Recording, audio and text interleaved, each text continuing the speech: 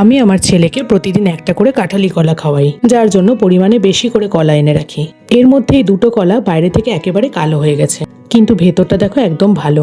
তো ভাবলাম এতটা পাকা কলা আমরাই বড়রা খেতে পারি না, তো বাচ্চা কি করে খাবে? তাই কলা দুটোকে ফেলে না দিয়ে বানিয়ে ফেলাম চটজলদি একটা কেক, যেটা খেতেও টেস্টি হয়েছে আর হেলদিও। পাকা কলা দুটোকে এইভাবে ম্যাশ করে নিয়েছি। এবার একটা টেবিল স্পুনের মাপ নিয়ে 8 টেবিল স্পুন মতন আটা আমি এতে অ্যাড করেছি। বাচ্চা খাবে বলে আটা দিয়ে কেক বানিয়েছি, তোমরা ময়দা দিতে পারো। এই কেক বানানোটা কিন্তু খুব ইজি। আমি 1 চামচ মতন মিক্স সিড আর কিশমিশ ভিজিয়ে রেখেছি।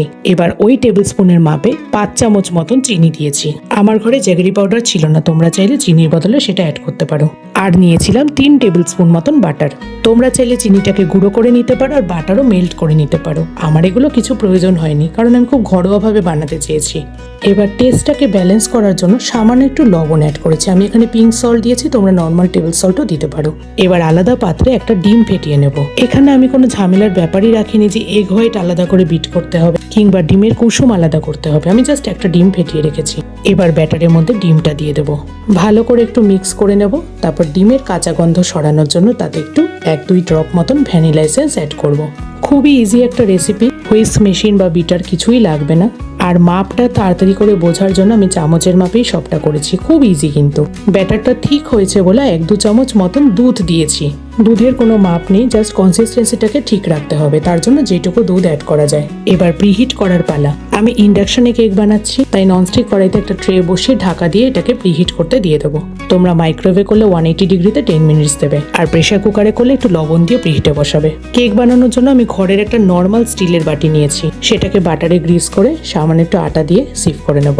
মানে বুঝতেই পারছো কতটা ঝামেলা মুক্তভাবে কেকটা বানাচ্ছি, কোনো নতুন করে সরঞ্জামের দরকারই নেই। ও, যেটা বলতে ভুলে গেলাম, আমি কিন্তু প্রিহিটে 10 মিনিটের জন্যই বসিয়েছি। এবার যে সিড মিক্স আর কিশমিশ ভেজানো ছিল সেটা আমি জল ঝরিয়ে এর মধ্যে দিয়ে দিয়েছি। একটু টেস্টও বাড়বে আর একটু হেলদিও হবে। এবার ভালো করে মিক্স করে ব্যাটারটাকে রেডি করব। কেকটা ফোলার জন্য সামান্য একটু 1 চিমটে মতন বেকিং সোডা দিয়েছি। ঘরে বেকিং সোডা না থাকলেও ঘাবড়ানোর কিছু নেই, তোমরা ফ্লেভারলেস ইনো কিন্তু দিতে পারো। আমার প্রিহিট হয়ে গেছে। এবার ব্যাটারটাকে কেক বানানোর বাটির মধ্যে শিফট করে একটু ট্যাপ করে নেব। এবার প্রিহিটেড কড়াইয়ের মধ্যে বাটিটা বসিয়ে ঢাকা দিয়ে দেবো। একদম লো টেম্পারেচারে আমি এটা 1 ঘন্টার জন্য বসিয়ে দিয়েছি। যদি মাইক্রোওয়েভে করো তাহলে তোমাদের 25 থেকে 30 মিনিট লাগবে, তবে মাঝখানে একটু চেক করে নেবে। আমার পুরোপুরি 1 ঘন্টা লেগেছে। তো দেখো, আমার হেলদি টেস্টি ব্যানানা কেক কিন্তু রেডি। ট্রাস্ট মি, খেতে দারুণ ছিল। তোমরা অবশ্যই বাড়িতে এটা বানিয়ে বাচ্চাদের খাইও, নিজেরাও খেও। আর ভিডিওটা ভালো লাগলে অবশ্যই আমাকে কমেন্ট করে জানিও।